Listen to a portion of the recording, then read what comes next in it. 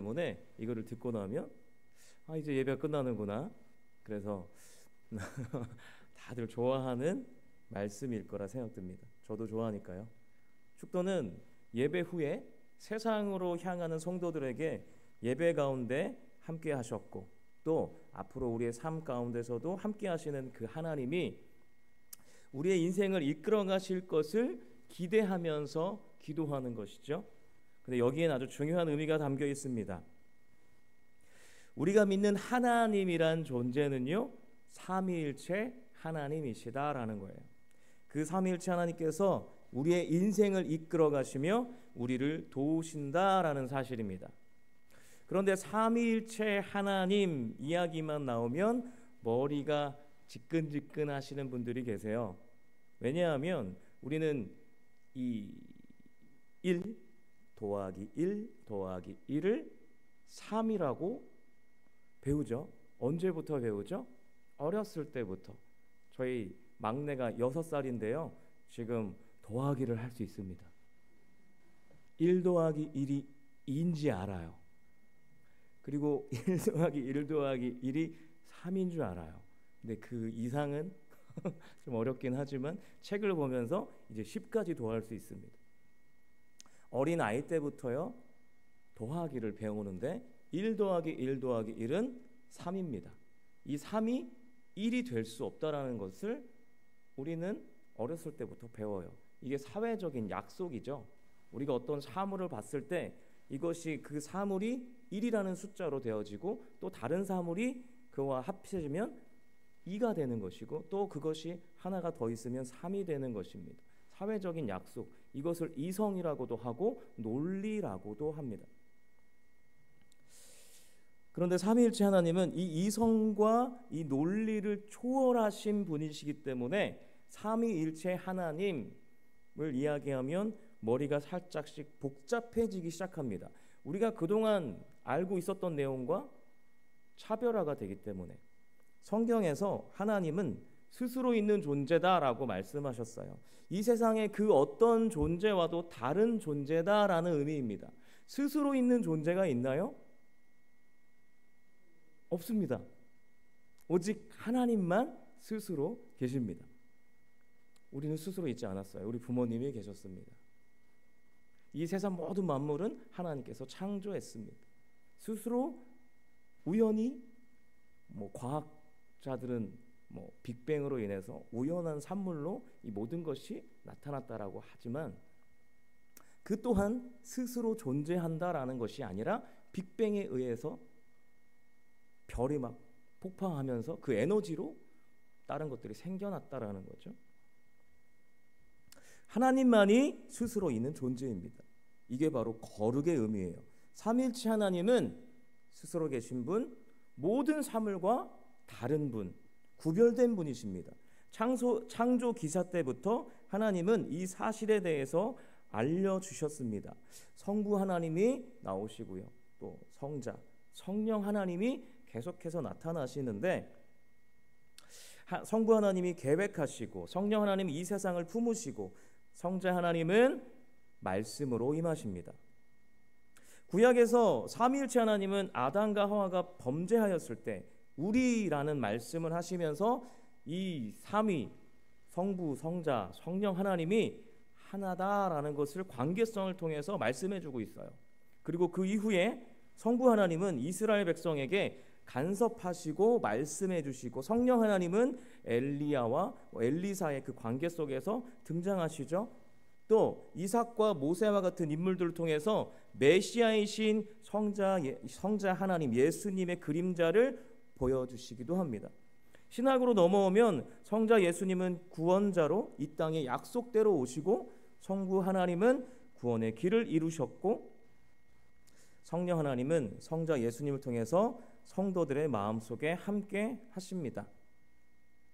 성경을 통해 드러나신 삼위일체 하나님은 어느 때는 하나, 어느 때는 따로따로 이렇게 보여지고 있어요.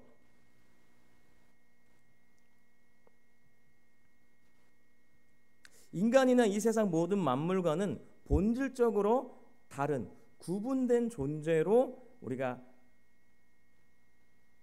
그 하나님을 바라볼 수 있는 것이죠. 우리가 아무리 하나님의 형상으로 지음 받았다 한들 우리처럼 하나로 있지 않으십니다. 우리와는 근본적으로 다른 분이십니다. 그나마 사람을 가장 귀하게 창조하셨는데요, 우리도 하나님과의 그 간극, 하나님과의 그 차이는요, 하늘과 땅보다도 엄청난 차이예요. 비교 대상이 될 수 없습니다. 그런 우리가 하나님을 숫자적으로, 우리가 사회적으로 약속했다고 그 안에서 하나님을 이해한다, 그 이성과 논리 안에서 이해한다, 이것은 정말 어려운 일인 것이죠. 숫자적으로 이해할 만한 분이 아닙니다. 그리고 이것은 삼위일체는 또 숫자적인 이야기가 아니라 동등의 개념이에요. 삼위가 계신데요, 동등하시다라는 의미입니다. 세상에 이런 존재는 우리가 본 적이 없습니다. 삼위가 있는데 동등해요. 본체가 하나예요. 없습니다. 우리가 아무리 이성과 이론을 다 동원해도 완벽하게 알 수 없는 분이 우리 하나님이십니다. 그렇다면 우리가 하나님을, 삼위일체 하나님을 어떻게 이해해야 될까요? 그 존재로서 이해하시면 됩니다. 하나님은 우리를 어떻게 이해하시죠? 어떻게 우리를 받아들이시죠? 우리는 정말 악독하고 불의한 중에 죄인이었을 때에 하나님께서 우리를 부르셨고 우리의 존재 자체로 사랑하셨습니다. 그리고 지금도 여전히 우리가 죄인의 모습을 가지고 있음에도 불구하고 하나님은 사랑해 주시는 하나님이십니다. 존재 자체로 우리를 이해해 주시는 분이라는 거예요. 우리도 하나님을 전지전능하신 창조주 하나님, 삼위일체 하나님으로서 존재 자체로 이해하고 사랑해야 할 것입니다. 그리고 더 나아가서 모든 것과 구별되시는 전지전능하신 삼위일체 하나님께서 오늘도 여전히 우리를 도우시고 계신다는 그 사실에 우리의 사회적인 약속이었던 이성과 논리를 집중해야 됩니다. 왜냐하면 그 도우심이 이제 우리의 실제 삶에서 드러나기 때문에 그렇습니다. 드러나서 우리의 눈과 우리 주변에 있는 다른 사람들의 눈에도 밝히 드러나 보여지기 때문에 그렇습니다.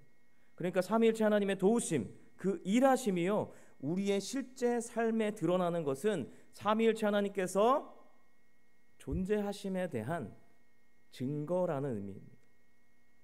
이 사실을 전제로 오늘 말씀을 다시 한번 살펴보도록 하겠습니다. 같이 한번 읽어볼까요? 오늘 본문입니다. 네, 시작. 주 예수 그리스도의 은혜와 하나님의 사랑과 성령의 교통하심이 너희 무리와 함께 있을지어다. 아멘. 주 예수 그리스도의 은혜가 가장 먼저 나옵니다. 축도는 예수 그리스도의 은혜로 시작합니다. 그 은혜가 어떤 은혜죠? 십자가 구원의 은혜입니다. 빌립보서 2장 5절에서 8절을 함께 보도록 하겠습니다. 같이 함께 읽어볼까요? 시작. 너희 안에 이 마음을 품으라.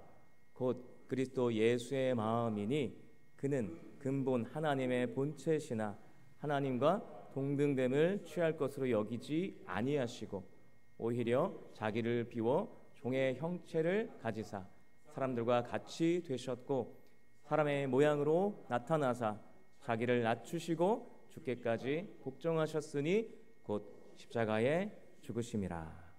아멘. 삼위일체가요, 동등의 의미라고 말씀드렸습니다. 그런데 지금 우리가 본 본문에서는 그 동등됨을 6절에 보시면 동등됨을 취할 것으로 여기지 아니하시고 오히려 자기를 비워 종의 형체를 가지사 사람들과 같이 되셨고 라고 말씀하고 있어요. 종의 형체로 오셨습니다. 말씀이신 하나님께서 아까 창조에 대해서 말씀드릴 때 말씀이신 성자 예수님을 말씀드렸죠. 말씀이신 하나님께서 육신이 되어서 오셨습니다. 우리가 하나님의 말씀을 받아 그 말씀이 내 안에 살아 움직일 수 있는 이유가 바로 이것입니다. 말씀이 육신이 되셨습니다. 그렇듯이 하나님의 말씀이 우리 안에, 우리 육신은 영과 육으로 되어 있어요. 이 안에 임하면 내 안에 들어오시며 그 말씀은 살았고 운동력 있어 좌우의 날선 어떤 검보다도 예리하여 혼과 영과 및 관절과 골수를 찔러 쪼개기까지 합니다. 환골탈태. 그것만으로도 사실 다 표현할 수 없는 부분이죠. 완벽하게 변화된다라는 거예요. 말씀이 내 안에 들어오기 전에는 어떻습니까? 그냥 우리 육신의 생각밖에 없습니다. 아무것도. 그래서 교회에 다녀도 이 말씀이 우리 안에 거하지 않으면 예수가 나를 위해서 죽었든 말든 상관없는 사람인 거예요. 이 사건에 대해서는 알지만 이것에 대해서 감동도 없고 기쁨도 없고 아무것도 아닌 것이죠. 그런데 어느 날 이 말씀이 내 안에 꽉 박힌 이후에는요, 이 육신에게 꽉 박힌 이후에는 그 십자가가 내가 져야 할 십자가인데 주님이 나를 대신해서 지셨습니다. 그러면서 어느 날 십자가에 대해서 묵상하는데 그 은혜에 의해서 눈물이 흐르게 되죠. 평생 느껴보지 못한 그 낯설은 나를 발견하게 됩니다. 말씀이 육신이 되어 오셨습니다. 그 말씀이 우리 육신에게 임하십니다. 예수님께서 우리에게 오시는 거예요. 그렇게 되면 갈라디아서 2장 20절이 정말 이것이 나의 삶이구나라는 것을 깨닫게 되는 것이죠. 갈라디아서 2장 20절 말씀 함께 읽도록 하겠습니다. 시작. 내가 그리스도와 함께 십자가에 못 박혔나니 그런즉 이제는 내가 사는 것이 아니요 오직 내 안에 그리스도께서 사시는 것이라. 이제 내가 육체 가운데 사는 것은 나를 사랑하사 나를 위하여 자기 자신을 버리신 하나님의 아들을 믿는 믿음 안에서 사는 것이라. 아멘. 이 육체에 말씀이 임하시면요, 믿음으로 말미암아 내가 산 것이 아니라 예수님께서 십자가에 달려 죽으실 때에 내가 그 안에 있었다. 그 믿음으로 살게 되는 것이죠. 그리고 나서 그리스도가 내 안에 사신 것이라. 이것이 그리스도가 내 안에 사시면 이제 그리스도를 통해서 내가 살아간다라는 의미죠. 그 은혜의 삶을 내가 살게 되었다라는 선언입니다. 제가 영웅이란 영화를 그게 언제 나온지 기억이 안 나는데요, 반년 전쯤에 나왔던 것 같아요. 영웅 혹시 보셨나요?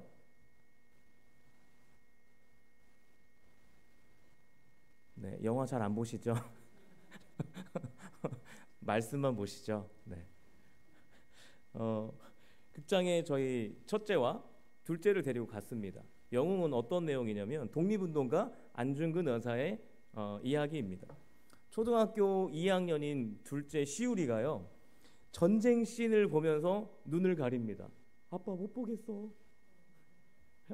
제 품에 계속 파고들어요. 왜냐면 사람도 죽고 막 그런 장면들이 계속 나오니까요. 그걸 보면서 막 무서워해요. 그런데 마지막 장면에서 안중근 의사가 사형대에 선 장면을 이 아이가 뚜렷하게 보고 있는 거예요. 그 무서운 장면을. 그 이후부터 이상한 일들이 일어났습니다. 그 이후부터 지금까지 반년이 지났는데도 불구하고 이게 넷플릭스라는 그 OTT에서 나오거든요. 그걸 계속 봐요. 그리고 그 장면을 계속 봅니다. 그 장면을 계속 보는데 그 뮤지컬 형식이라서 노래가 나와요. 하늘이시여 허락하소서 막 이러면서 그 하늘은 하나님에 대한 이야기인데 막 나를 도와주세요 막 하면서 노래를 막 부르거든요. 시우리가 그걸 보면서 하늘이시여 막 이렇게 허락하소서. 근데 어느 날 보니까 저희 셋째가 6살이에요. 그 둘이 듀엣을 하고 있더라고요. 하늘이시여 막 하면서 라유리까지 합세해서 둘이 막 그러고 있어요. 그 아이의 눈에는 이것이 너무나 강렬했던 거예요. 왜 그랬을까? 사형을 앞둔 안중근 의사에게 그 안중근 의사의 삶을 보면서 감동했던 간수가 있었는데 그 간수가 물어봐요. 아니 왜 이렇게까지 하십니까? 왜 이렇게까지 하세요? 왜 독립운동을 왜 목숨까지 바쳐가면서 이렇게 하세요? 그랬더니 안중근 의사가 이렇게 대답하죠. 나는 비록 무기를 손에 들었지만 내 아이들은 기도하는 손이 되기를 원합니다. 그 장면 이후부터 얘가 좀 달라지는 것 같아요. 저희 시우리가 현재 가장 존경하는 인물이 안중근 의사입니다. 평생 영웅이었던 사람이 있었어요. 저희 시우리가 축구를 굉장히 좋아하거든요. 평생 영웅이 손흥민입니다. 손흥민을 안중근 의사가 제꼈어요. 왜 그랬을까요? 너무 강렬했던 거예요. 그 모습이 자기 목숨을 버리면서까지 자녀들에게, 나의 후손들에게 평화를 주고자 했던 그 마음, 어디서 시작되었을까요? 바로 예수님의 십자가 사랑이라고 안중근과 그의 어머니가 편지를 통해서 고백하는 장면이 영화 속에 등장합니다. 전 사실 거기에서 많이 울었던 것 같아요. 십자가의 삶, 내가 살아가는 삶, 또 내가 살아가야 할 삶, 그 삶을 내가 다른 사람의 삶의 모습을 통해서 바라보는 거잖아요. 그래서 우리가 선교사님들을 바라보면서 마음이 찡한 이유도 그런 것 같아요. 그 사랑이 우리 안에 있기 때문에 그렇습니다. 우리도 그렇게 살아가고 있고 우리도 그렇게 살아가야 하기 때문에 말씀이 임하신 우리의 육체, 그래서 그리스도의 사랑을 우리 육체를 통해서 증명해 가는 거예요. 이렇게 그리스도와 함께 죽었고 이제는 그리스도가 사시는 삶을 살게 되는 것, 이것은 감히 우리가 상상하지 못했던 삶이었어요. 저는 특별히 더 그랬습니다. 저는 지는 걸 굉장히 싫어해서요, 질 것 같으면 시작을 안 했습니다. 그냥 포기해버린 사람이에요. 그런데 다른 사람을 위해서 헌신한다, 이건 지는 거잖아요. 다른 일에 피로를 채워준다, 이것은 내 것을 내어주는 거잖아요. 져준다, 죽어준다, 자기 부인, 나보다 당신이 더 소중한 삶을 사는 것, 예수 그리스도의 삶을 사는 것, 이거요, 우리가 그냥 이론적으로 안다고 살 수 있는 것입니까? 살 수 없습니다.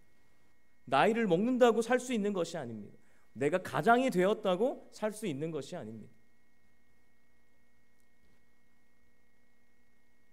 말씀이 육신이 되어 우리 가운데 거하시면 그것에 감동을 받고 또 그 삶이 어떠한 것인지 우리가 깨닫게 되고 그것이 실제 나의 삶에서 반영이 되는,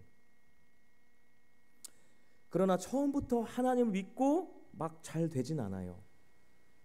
그런데 시간이 지나면 어느 순간 내가 그렇게 살아가고 있음을 믿음의 선배들인 우리 성도님들이 너무나 잘 알고 계시죠.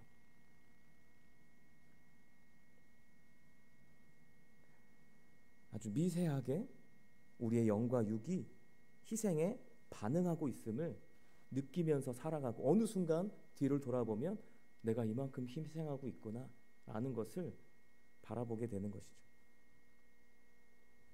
두 번째로 하나님 사랑을 살펴보겠습니다. 위에서 살펴본 빌립보서 2장 8절에 보시면 띄워주시겠어요? 2장 8절에 보시면 사람의 모양으로 나타나서 자기를 낮추시고 죽기까지 복종하셨다 합니다. 복종하셨다. 누구에게 복종하셨죠? 성부 하나님께 복종하셨습니다. 성부 하나님의 사랑으로 계획하셨어요. 성부 하나님께서 사랑으로 우리의 구원을 계획하셨고 그것을 이루어내셨습니다.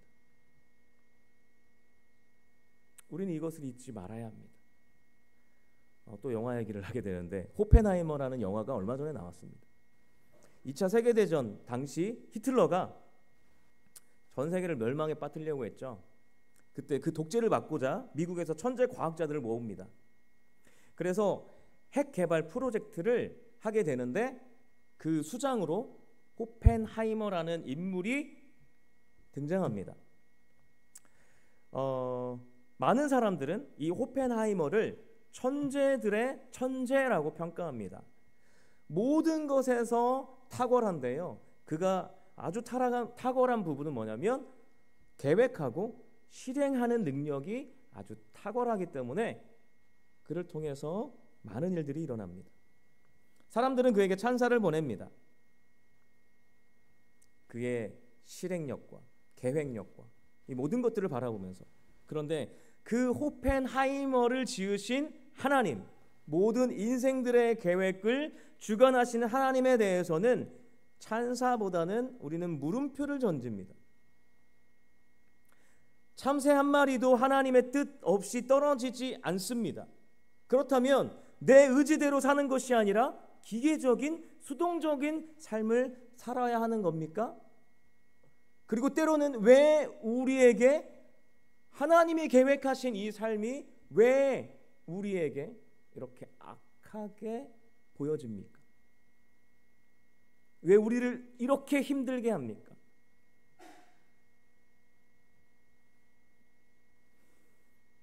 그렇게 원망하기도 하고 내 삶을 기계적으로 수동적으로 사는 것처럼 느끼게 하는 그런 하나님의 계획. 하나님의 계획을 바라보실 때 바른 관점이 있습니다. 그것은요, 아까 참새가 땅에 떨어지는 것도 하나님의 허락 없이는 안 된다고 했어요. 아무리 이 세상에 작은 존재일지라도 하나님과 연결되어 있다라는 거예요. 하나님과 연결되어 있습니다. 그렇게 하나님의 계획하심을 바라보셔야 됩니다. 그래서 이 말씀을 어떻게 우리는 이해해야 될까요? 나도 마찬가지로 하나님과 연결되어 있다라는 거예요. 독립된 존재가 아닙니다. 이 세상을 창조하신 하나님은 창조물과 독립된 존재가 아니라 사랑으로 모든 관심을 기울이시고 운행해 가시는 하나님이십니다. 그 계획에 우리를 맡기는 것이 이 땅을 살아가는 가장 깊은 이해와 지혜입니다.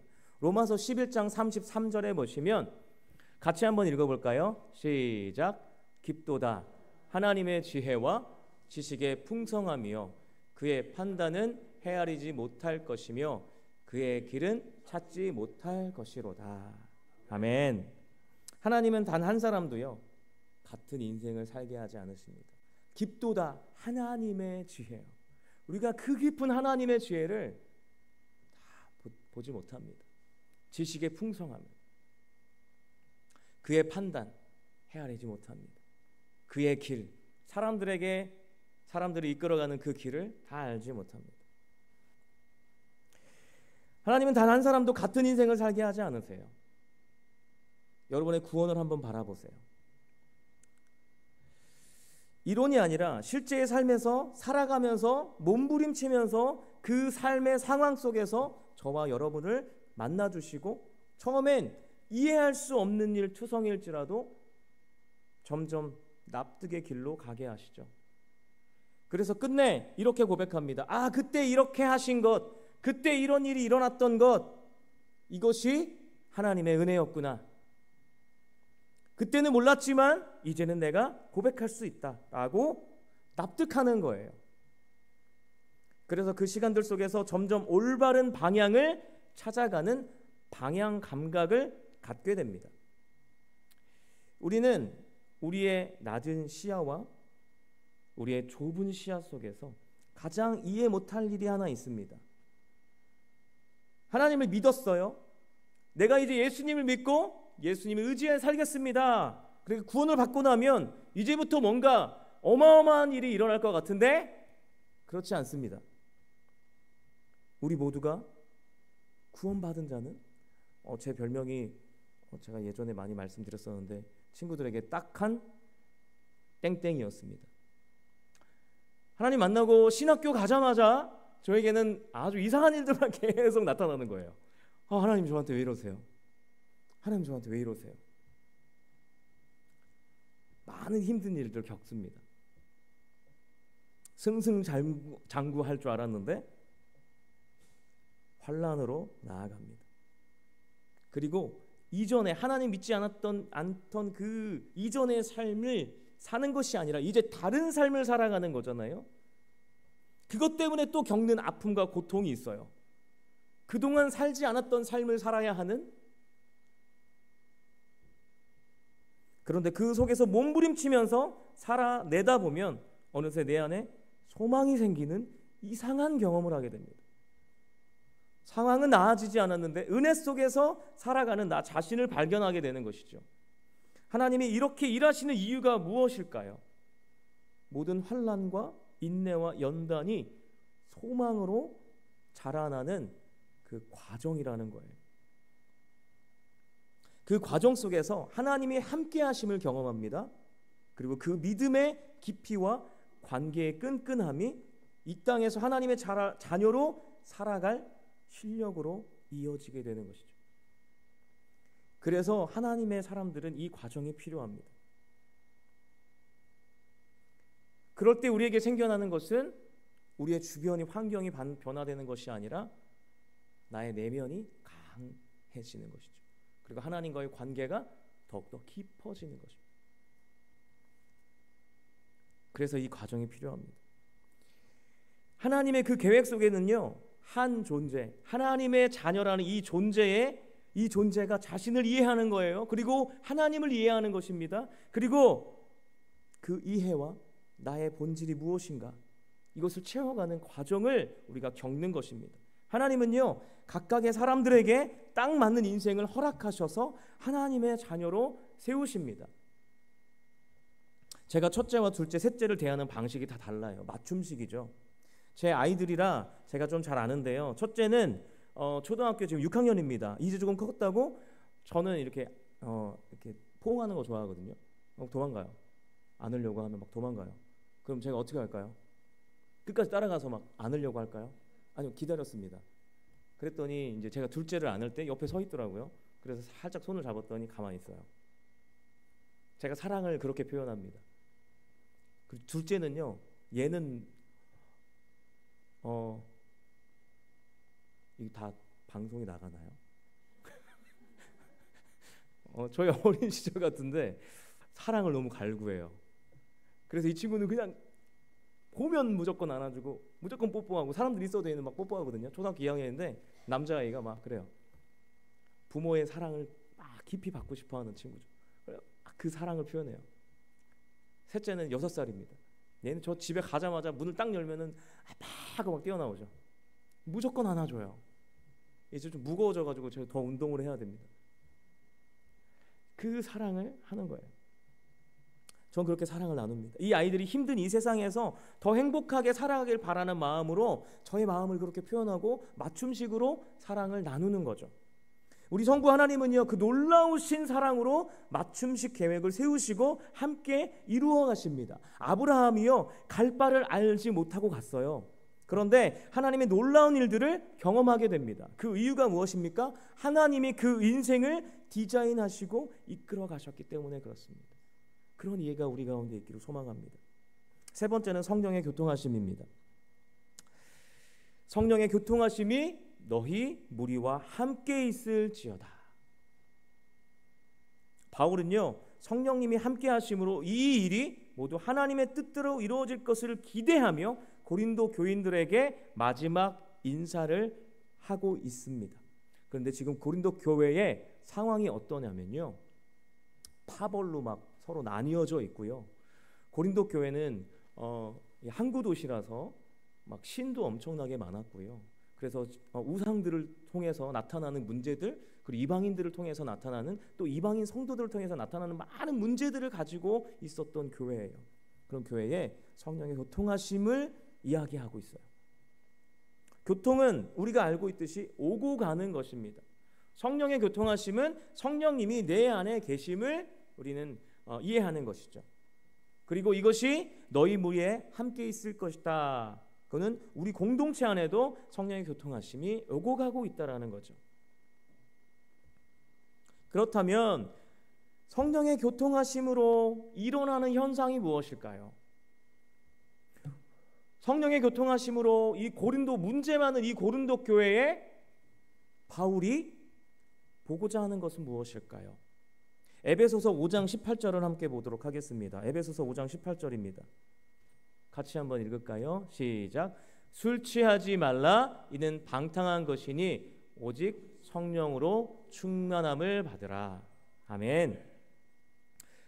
이 말씀을 오해하기 딱 좋은 말씀이죠. 성령의 충만함을 술 취함과 대조했습니다.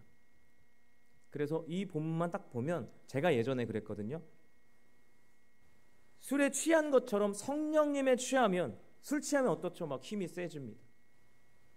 그리고 없던 용기가 막 생깁니다. 그런 것처럼 성령에 취하면 막 없던 용기가 생겨가지고 막 복음을 막 선포하고 이것도 뭐 틀린 말은 아닙니다. 그럴 수 있습니다. 그런데 오늘 이 말씀은요, 그런 내용이 아니에요. 문맥을 통해서 이해해야 더 정확해집니다.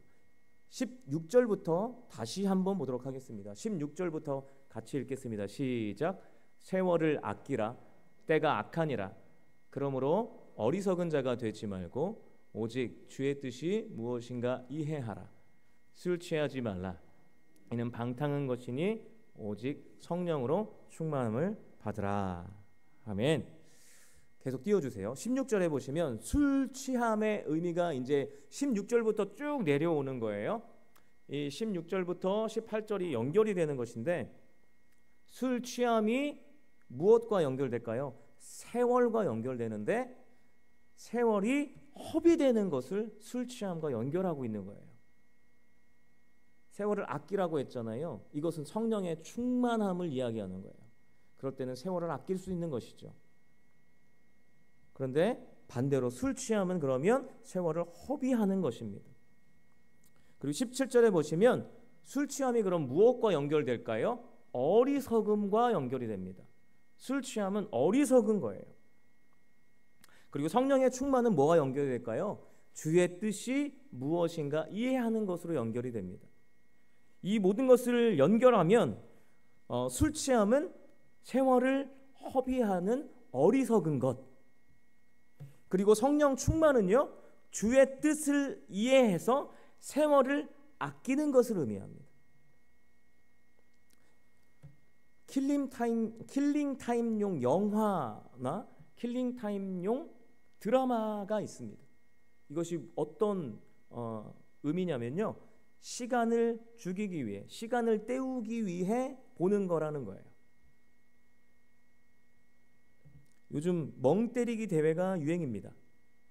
요즘 젊은 아이들은 멍 때리기를 좋아해요. 그리고 요즘에 불멍을 하잖아요. 요즘 또 물멍도 있습니다. 그냥 멍하니 아무 생각 없이 그것만 바라보고 있는 거죠. 이게 바로 시간을 때우는 것입니다. 멍. 왜 이렇게 됐을까요? 현대사회는 너무 많은 생각을 한다는 거예요. 그래서 생각을 멈출 시간이 필요하기 때문에 여러분 멈추세요 이렇게 하고 있어요. 정신 건강을 위해서 여러분 멈추세요 하고 있습니다. 잠깐 생각을 멈추세요 이렇게 하고 있는 거예요. 그것이 여러분에게 건강에 도움이 됩니다.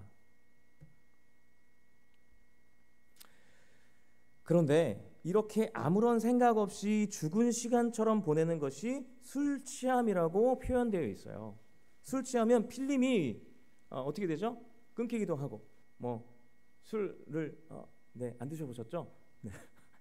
드라마나 영화 같은 데 보면 술 취하면 했던 얘기 또 하고, 저희 지금 돌아가신 큰아버지는 술을 많이 드셨는데 술을 드시면 꼭 전화하세요. 그래서 계속 똑같은 얘기를 계속 하십니다. 내가 군대에 있을 때, 지금 연세가 어떻게 되셨는데 군대 얘기하시고 똑같은 얘기 계속 합니다. 그러고 나서 그 다음날 기억을 하실까요? 못 하실까요? 기억 못 하세요. 그러면 그 시간들은 어떻게 된 걸까요? 없는 시간이에요. 없는 시간. 이것을 경계하는 것입니다. 이것은 술 먹지 말고 성령의 충만함을 입으라 이런 느낌이 아니라, 바로 시간을 그냥 때우려고 하지 말고 성령의 충만, 시간을 아껴라. 하나님이 주신 이 시간을 아끼며 사는 것이 성령 충만한 삶이라는 거예요. 어떻게 해요? 주의 뜻이 무엇인가 이해하면서 살라는 것이죠. 예수님께서 우리한테 이 시간에 대해서 말씀하실 때 깨어서 기도하라라는 그 말씀해 주셨어요. 그렇죠?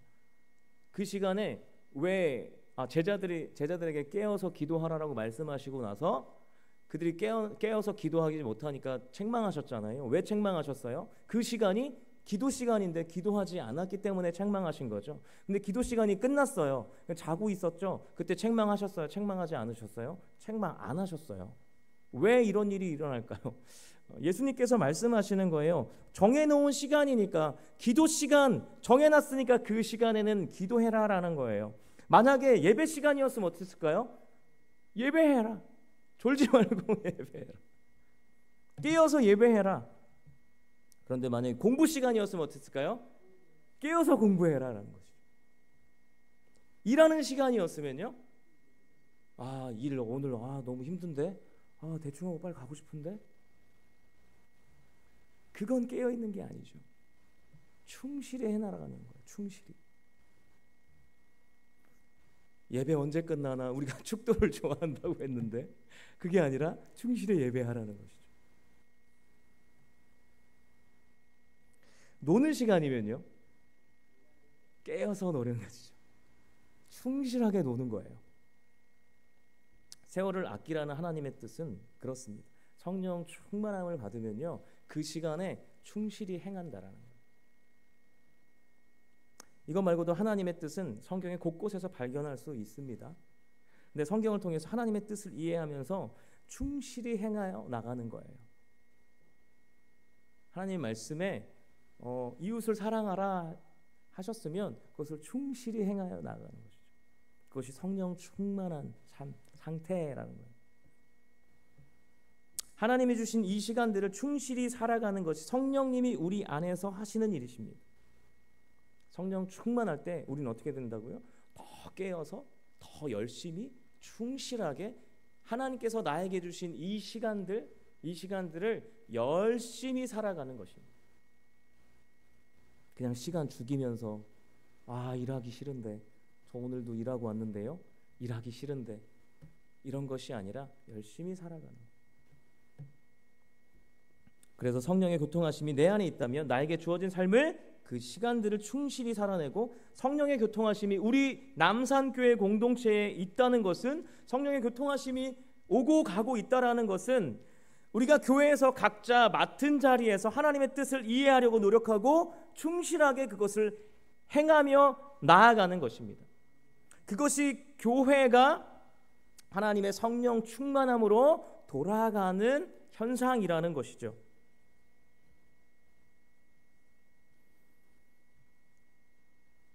그래서 목사님은 말씀 준비를 열심히 하시는 것이고, 저도 찬양 준비를 앞으로 열심히 하도록 하겠습니다.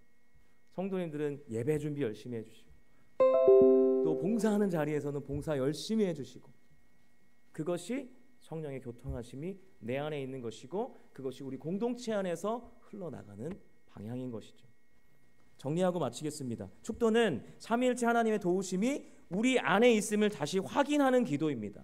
예수 그리스도의 은혜를 우리가 받았고 이제는 베풀 수 있습니다라는 고백 속에 있는 것이고, 하나님의 계획하심 속에서 그 사랑을 또한 확인하고, 그 확인함을 통해서 나의 삶이 기대로 연결되어 나아가는 것이죠. 기대하는 거예요. 그리고 성령님으로 하나님의 뜻을 이해하여서 주어진 나의 삶, 충실히 살아가는 그 삶, 이 삶은 우리의 공동체로 이어져서 공동체를 굳건히 세우시는 하나님의 도우심을 함께 경험하게 될 줄 믿습니다. 시간이 좀 많이 갔긴 했는데 찬양 한 곡을 같이 나누었으면 좋겠습니다. 제가 오늘 설교한 이 내용들이요, 사실은 이 찬양 가사에 거의 다 나와 있어요. 원하고 바라고 기도합니다입니다. 가사를 말씀드리면, 이 세상을 살아가는 동안에 나의 힘을 의지할 수 없으니 기도하고 낙심하지 말 것은 주께서 참 소망이 되심이라. 하나님의 꿈이 나의 비전이 되고, 예수님의 성품이 나의 인격이 되고, 성령님의 권능이 나의 능력이 되기를 원하고 바라고 기도합니다.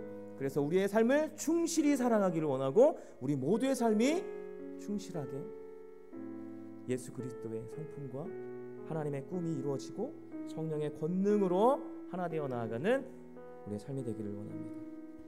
우리 함께 고백하며 나아가겠습니다.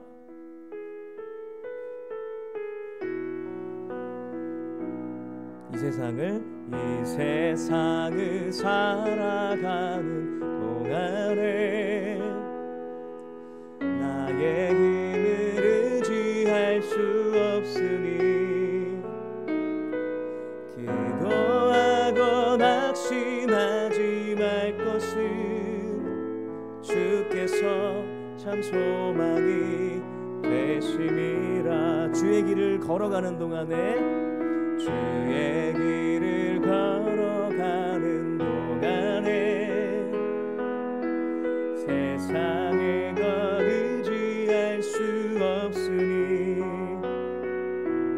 감사하고 낙심하지 말 것은 주께서 참 기쁨이 되심이라. 하나님의 꿈이